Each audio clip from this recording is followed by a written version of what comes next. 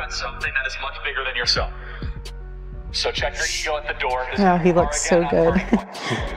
Sorry guys, just give me a second. It's the longest video I've watched of him. Just give me a second. That's what you signed up for?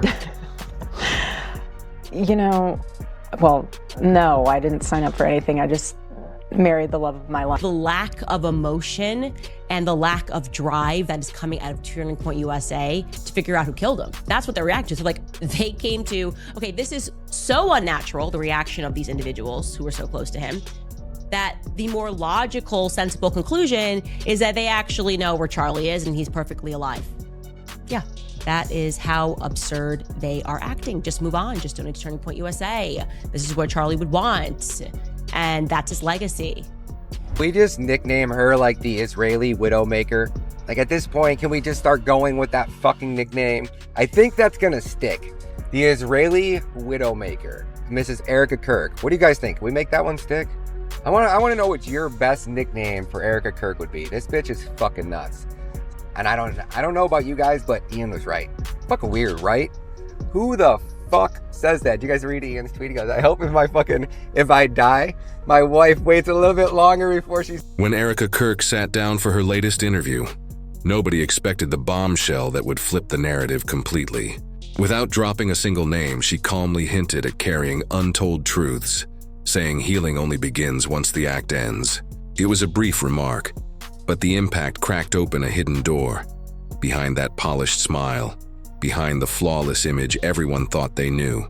When Erika Kirk came in as leader, I don't even know how to explain it. The vibe just shifted, like instantly. And then she starts bringing in all these new people, total unknowns.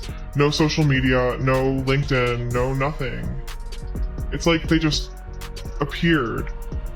Everyone in the office is joking, well, half joking, that they're all spooks. And honestly, it fits. So people start digging around just to see who we're really working with. And it gets creepy fast. Her mom works for some Israeli defense firm, something to do with missile systems, like the Iron Dome level stuff. Her dad literally wrote the book about how to integrate private companies into the intelligence community. And Erika, she loves to brag about her connections. She'll say stuff in meetings like, if I want to know something about someone, I can have it by morning. Mossad doesn't sleep. Then she'll flash that megawatt smile like she's joking, but she's not. Everyone knows she's not. Does she actually work for them? I mean, yeah, everyone thinks so. She's hinted at it herself. And now, the whole office feels wired, Slack channels are dead. People don't say what they're thinking anymore, everyone's paranoid, like the walls are listening. Maybe they are. The way Erika Kirk spoke, so poised, so eerily composed, gave everyone the sense she was holding back something explosive. For many, it quietly confirmed what they'd whispered for years. That picture-perfect romance? Pure illusion. Not a scandal, not a soap opera, just a brutally honest reveal. Like those glossy marriage documentaries that shatter when one confession exposes the cracks beneath the charm.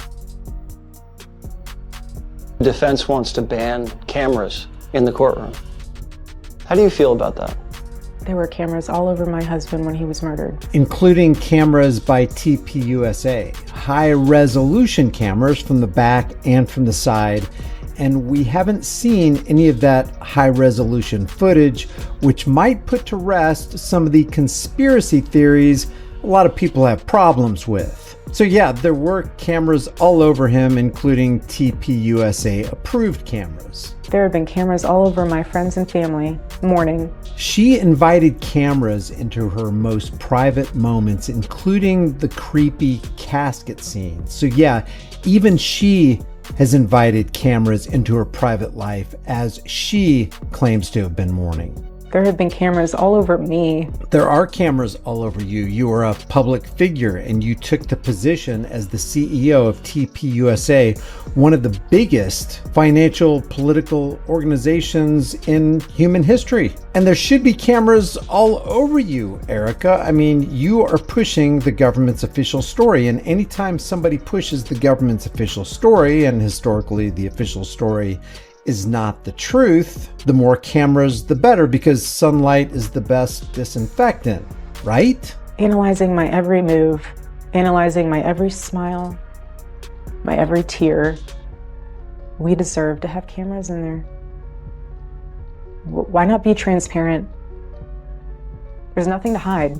I know there's not, because I've seen what the case is built on. We know the government uses cameras against us every day to surveil us, to track our every movement. We also know that TPUSA is using geo-tracking tech partners to harvest data from the hundreds of thousands of people who come to Charlie Kirk to honor him at his memorial service, for example. So as TPUSA and the new CEO of TPUSA profit handsomely from the face of a dead man appearing on merchandise, it shouldn't be a surprise that the people want to surveil their government and people who continually promote the narratives of government. And I do want to mention that there does now appear to be tears forming in the eyes of Erika Kirk, whereas before we just didn't see them. And call me jaded, but that just makes me wonder what's in that thing. When Erika Kirk's tears finally showed up on camera, viewers couldn't decide whether to grab tissues or raise eyebrows. She'd never displayed emotion like that before. Some swore it was raw and real. Others snarked, "Was that rehearsed?" Few even joked she'd taken acting lessons. But rewind the timeline with her words in mind and suddenly everything clicks. The story everyone believed? Not so perfect after all. To see how the illusion cracked, you have to start from the beginning, where the fairy tale was first sold and the red flags quietly waved. From the outside, Erika and Charlie Kirk looked like the ultimate faith-fueled power couple. Devoted, driven, untouchable. They embodied unity, family, and mission. But Erika's latest revelations paint a different picture. Behind the sparkling smiles and polished posts, maybe their home wasn't as holy as advertised. Because, as every good investigator knows, follow the money. And here's the twist. After the incident, Turning Point USA, Charlie's brainchild didn't crumble. It skyrocketed. Donations, branding, influence, everything surged. And at the center of it all, Erika. No longer the quiet partner, but the face of the empire. Her rise was stunning, her control undeniable, her halo suspiciously brighter than ever. Of course, none of that looks wrong on the surface, but anyone who's been around politics knows the question never changes. Was this luck, or was it a move straight from the playbook? Whatever side you take, one truth can't be denied. Erika Kirk isn't just retelling Charlie's story anymore. She's rewriting it, and as her version takes center stage, the glossy tale everyone once believed starts to look suspiciously edited for perfection. Got your own theory? Drop it below, because sometimes the smallest questions crack open the biggest secrets. Don't forget to like, share, and subscribe, because here we dig into what hides behind the halo. Trust me, behind every flawless smile, there's always something unsaid. One sentence can carry an entire secret. And Erika proved that the moment she introduced Vice President J.D. Vance, no one saw it coming. She smiled, glanced at the front row, and said softly, "No one can replace my husband, but I see some of him in JD." The crowd froze. Online chaos. What sounded like a tribute suddenly felt like a message wrapped in grief. She went on, "I'm honored to introduce him. He understands our fight and says what I sometimes can't. Sincere or strategic. No one knew, but one thing was clear. Erika's words had just rewritten the entire narrative. Some claimed it was just a bond between two people who shared beliefs, but others swore they felt something deeper, something unnamed. Online, the floodgates opened. Sarcastic takes, defensive comments, and a sea of "this feels off." One viral tweet hit hardest. "If I were her husband, I'd hope my lover waited a bit longer to say that." Brutal. No one could say for sure what Erika Kirk meant, but her tone didn't sound like grief. It sounded like distance, the kind that grows long before goodbye. Rewatching old clips suddenly made everything click. The forced smiles, the clipped answers about marriage, the looks that said colleagues, not soulmates. Those tiny moments people once ignored now screamed louder than words. The illusion of a perfect love story? Maybe it was never real. Back then, people chalked it up to stress or busy schedules. But after Erika's confession, the pattern was undeniable. The cracks had been there for years. Her loneliness wasn't born from tragedy. It had been living quietly beside her all along. She once admitted, "I had to learn to comfort myself even in a noisy house." Soft words, but heavy ones. They hinted at distance, not sorrow. Look closer and you'll see it. Erika always standing alone at events, always saying I, never we. Warm voice, yes, but missing the ease of real affection. Two people under one roof walking parallel paths that never touch. Her calm, not shyness anymore, just the practiced silence of someone who's been lonely far too long. And when someone lives in silence too long, they eventually start searching for connection, sometimes in the most unexpected places. So when Erika Kirk's confession resurfaced, the internet did what it does best, zoomed in on every old photo and clip. Suddenly a subtle but shocking pattern appeared. Long before the tragedy, Erika seemed unusually at ease around a certain public figure. Nothing scandalous, nothing loud, but there was a quiet spark, an ease that felt almost unintimate. In group shots and panels, others kept polite distance, while Erika and that figure always seemed just a little closer. Shared glances, soft smiles, fleeting nods. Back then, nobody questioned it. But once she said, "Healing begins when you stop pretending," the dots began connecting themselves. Maybe not romance, but definitely something deeper. A closeness born from shared silence. Only those who've lived in loneliness would recognize it. Because these bonds don't explode into existence. They grow slowly, from late-night talks, from knowing eyes, from the comfort of being seen.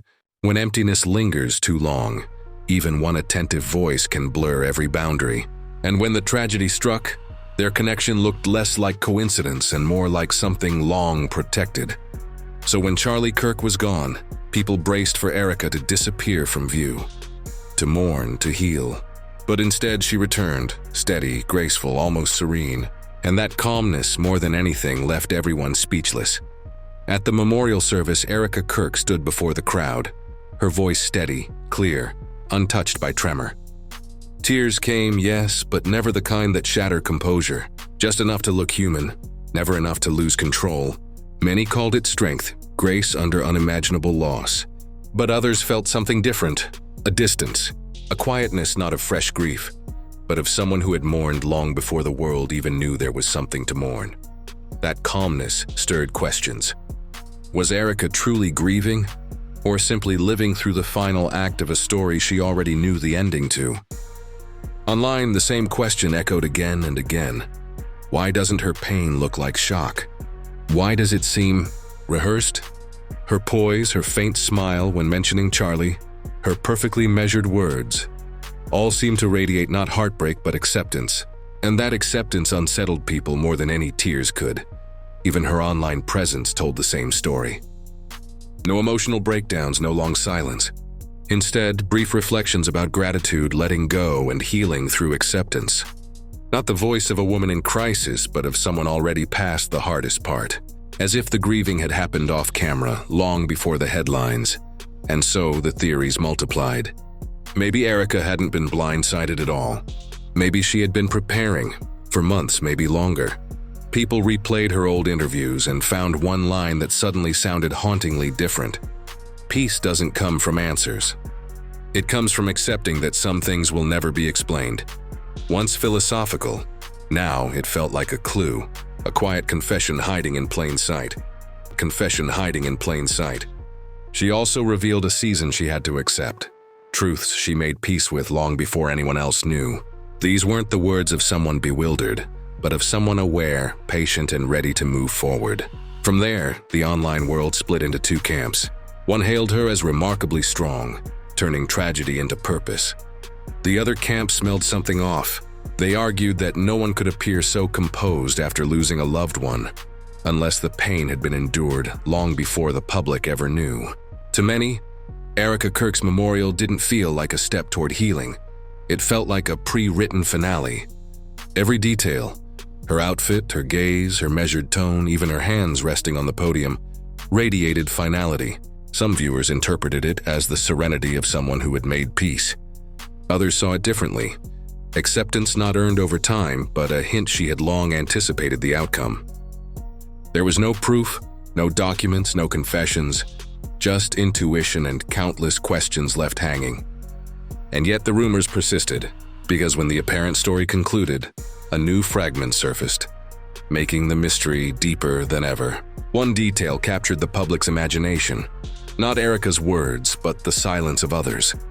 Social media buzzed. Journalists dissected every glance and gesture. The two people expected to speak most remained utterly silent. Charlie Kirk's parents. Usually, a family steps forward when a public figure passes, sharing memories, thanking fans, or defending their loved one. Here there was nothing. No interviews, no statements, no acknowledgments of the public or their son. Initially, people assumed overwhelming grief. But weeks turned into months and the silence persisted. It stopped feeling like mourning, it felt deliberate. They weren't merely absent from the media, they actively avoided it. No memorial appearances, no speeches, no joint moments with Erika at any event or ceremony. They retreated from the spotlight, living quietly as if refusing to be swept into the narrative everyone else was crafting. That silence carried its own weight, because silence isn't always weakness. It can be a form of defiance. In a world where everyone screams for attention, staying quiet can be the only way to protect the truth. Some analysts argue that Charlie Kirk's parents are safeguarding the remnants of their private life, preserving memories from the distortion of public scrutiny. Others see it differently. They view it as a deliberate distancing from their son's newly curated public image, an image reshaped, exploited, and sometimes monetized. While Erika Kirk presents calm composure and messages of healing, his parents choose withdrawal, maintaining silence as if signaling dissent. No one knows their true thoughts. Are they grieving, furious, or simply drained? Yet their quiet among millions of voices becomes the story's loudest echo.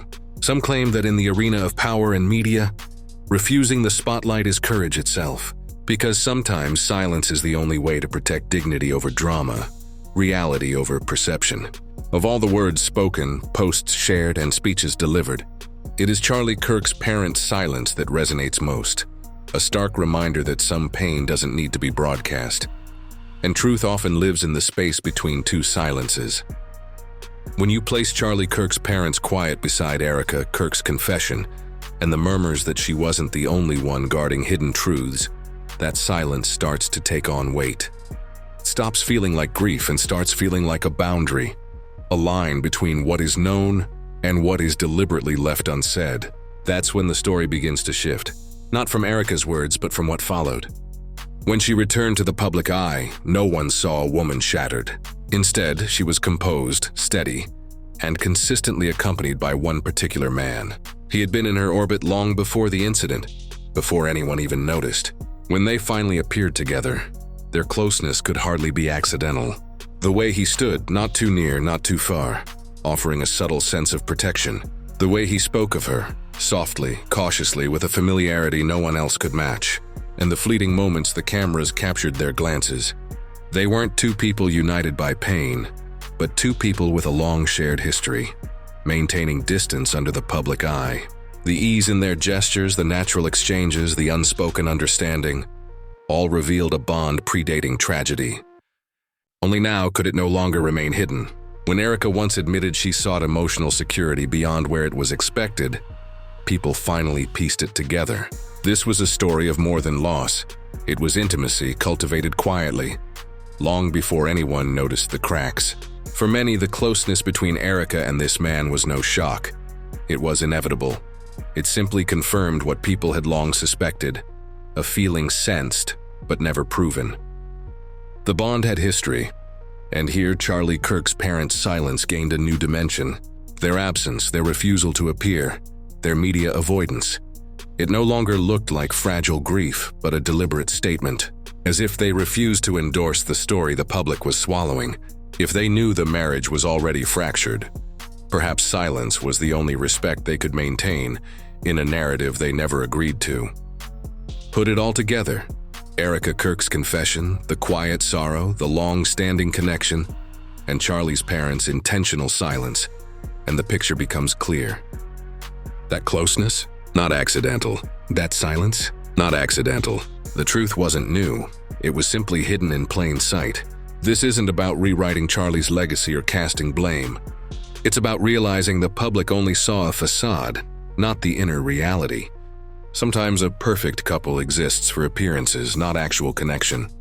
And sometimes those who know best stay quiet, because speaking might reveal too much. Erika doesn't need to name names. Her few words validate what many already sensed. The love story everyone watched, it's no longer hers. So the question remains, has Erika revealed her truth, or is she setting the stage for the next chapter? And is Charlie's parents' silence shielding him, or keeping the real story from the public? Drop your thoughts below. This chapter is far from over. This chapter is far from over.